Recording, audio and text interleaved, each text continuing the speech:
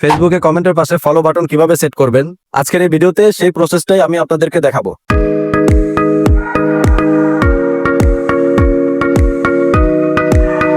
প্রথমে ফেসবুক অ্যাপ্লিকেশনটি ওপেন করে নেবেন। ওপেন করার পর সরাসরি আপনার প্রোফাইলে চলে আসবেন। প্রোফাইলে এসে আপনার প্রোফাইলটি আগে দেখতে হবে লক করা রয়েছে কিনা। যদি লক করা থাকে তাহলে কিন্তু অবশ্যই আনলক করে নিতে হবে। তারপর 3 ডটে ক্লিক করে নিচের দিকে দেখবেন টার্ন প্রফেশনাল মোড অফ।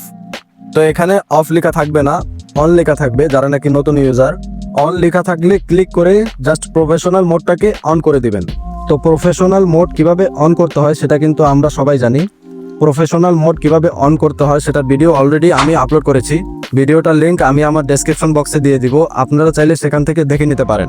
এই দুইটা জিনিস, প্রথমে হচ্ছে প্রোফাইল আনলক, তারপর হচ্ছে প্রফেশনাল মোডটাকে অন করতে হবে। ওকে, তারপর আপনি ব্যাকে চলে আসবেন।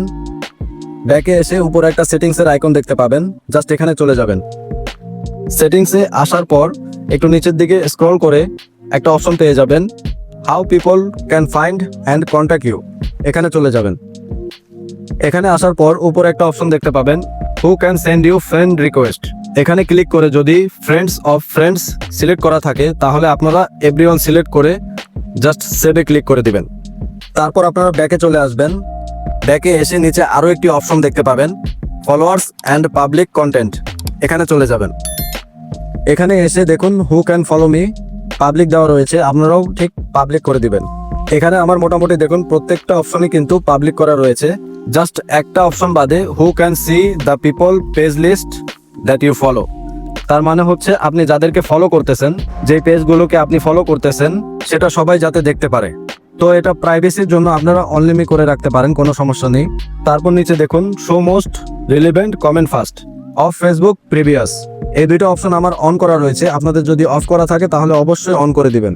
তারপর এখান থেকে ব্যাকে চলে আসবেন। তো বন্ধুরা, আপনাদের কাজ কিন্তু প্রায় শেষ। আশা করি ফলো বাটন চলে আসবে। আবার অনেকের দেখা যায় সাথে সাথে নাও আসতে পারে, একটু সময়ও লাগতে পারে। তো ভিউয়ার্স, এই ছিল মূলত প্রসেস। আশা করি ভিডিওটা সবার ভালো লেগেছে। ভিডিওটা ভালো লেগে থাকলে অবশ্যই আমাকে কমেন্ট করে জানাবেন।